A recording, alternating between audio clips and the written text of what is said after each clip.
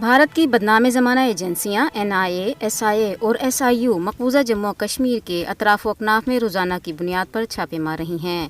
یہ چھاپے اکثر حریت رہنماؤں سمیت انسانی حقوق کے کارکنوں، صحافیوں، یہاں تک کہ عام لوگوں کے گھروں پر بھی مارے جاتے ہیں۔ مودی حکومت اپنی نام نہاد تحقیقاتی ایجنسیوں کو کشمیریوں کو دبانے کے لیے ہتھیار کے طور پر استعمال کر رہی ہے۔ حریت رہنماؤں، میڈیا سے وابستہ افراد، حتیٰ کہ عام کشمیریوں کو بھی جھوٹے مقدمات میں پھنسایا گیا ہے۔ مقبوضہ جموں کشمیر میں NIA، SIA اور SIU کے چھاپوں کے ذریعے BJP سے سیاسی اختلافات رکھنے والوں کو ڈرایا دھمکایا جاتا ہے اور پھر انہیں سیاسی نظریات کی بنا پر بغیر کسی جرم سلاخوں کے پیچھے ڈال دیا جاتا ہے۔ حریت پسند کشمیریوں پر حق خودارادیت کے حصول پر ثابت قدم رہنے کی پاداش میں سخت قوانین کے تحت مقدمات درج کیے گئے ہیں۔ تاہم کشمیری عوام تمام مشکلات کے باوجود آزادی کے مقصد کو آگے بڑھانے کے لیے پرعزم ہے۔ PDP کے کئی کارکنوں کو 13 جولائی کے شہداء کو خراج عقیدت پیش کرنے کے لیے ایک مشعل بردار جلوس نکالنے پر گرفتار کیا گیا ہے، جبکہ پارٹی کی سربراہ محبوبہ مفتی کو گھر میں نظر بند کر دیا گیا۔ گگران شوپیاں میں نامعلوم مسلح افراد نے 3 غیر مقامی مزدوروں کو گولیاں مار کر زخمی کر دیا۔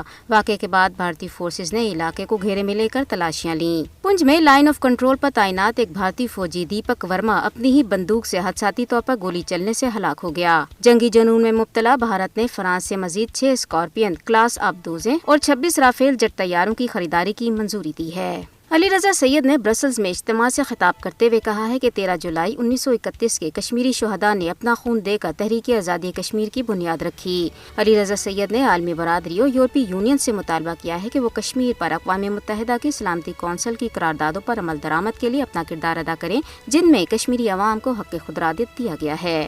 دہستہ یورپی پارلیمنٹ نے ایک قرارداد منظور کی ہے جس میں بھارتی حکام سے مطالبہ کیا گیا ہے کہ وہ منی پور میں تشدد کو روکنے اور مذہبی اقلیتوں بالخصوص عیسائیوں کے تحفظ کے لیے تمام ضروری اقدامات کریں۔